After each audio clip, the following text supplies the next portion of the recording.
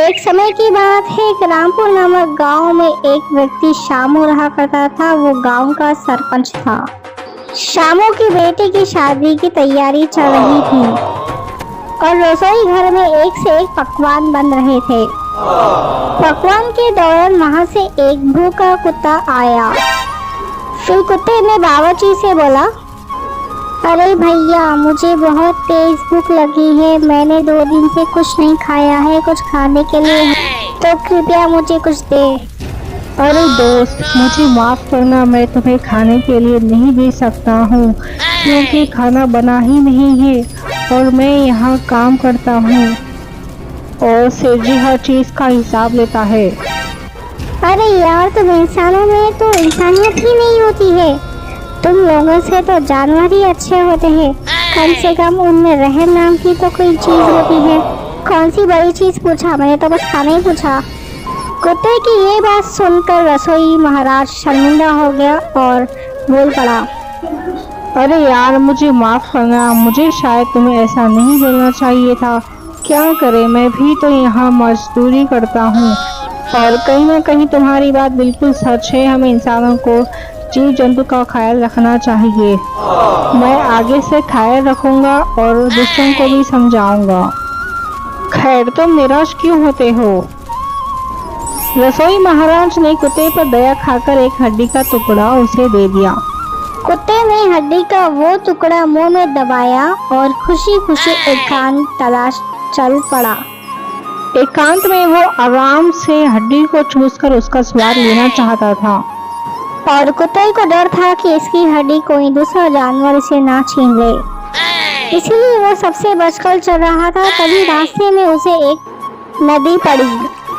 कुत्ता जब नदी के किनारे से गुजरा तो उसकी दृष्टि नदी के पानी पर दिखाई दे रही अपनी ही परछाई पर पड़ी। मूर्ख कुत्ते ने सोचा, अरे वाह, ऐसा लग रहा है कि ये नदी में दूसरा कुत्ता है जो मुझे घूर कर देख रहा है।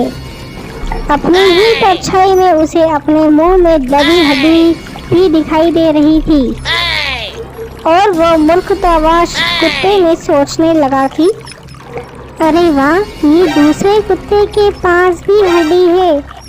क्यों ना मैं इस कुत्ते के पास से हड्डी ले लूं, तब मेरे पास 2-2 हड्डी हो जाएंगी खाने के लिए। एक काम करता हूँ, ये दूसरे कुत्ते को मैं भोंक कर डरा दूंगा और हड्डी छीन लूंगा। अगर ये भोंकने से नहीं डरा तो लड़ाई तो मैं कर ही सकता हूँ और मैं इसे हरा ही दूंगा। कुत्ता लालच से भर उठा था और उस हड्डी को हथियाने अपने दिमाग लड़ाने लगा। कुत्ते को अपनी शक्ति पर बड़ा ही अभिमान था।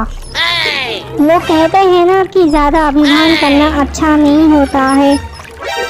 और वैसे में भी ये हड्डी लेने के लिए मुझे बहुत से पापड़े बेलने पड़ी है।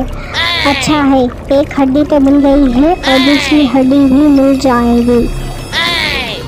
ये हड्डी तो मैं अब खा लूँगा और ये दूसरी वाली हड्डी को मैं रात को खाऊंगा।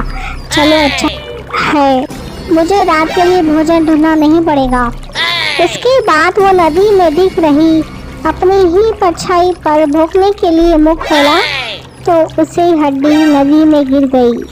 जब उसको एहसास हुआ कि उसके मुंह में दबी हुई हड्डी पानी में गिर गई है तो कुत्ते ने देखा कि दूसरे कुत्ते के मुंह में भी अब हड्डी नहीं है। कुत्ते को अपनी मूर्खता पर एहसास हो गया और वो वहां से लौटकर चला गया।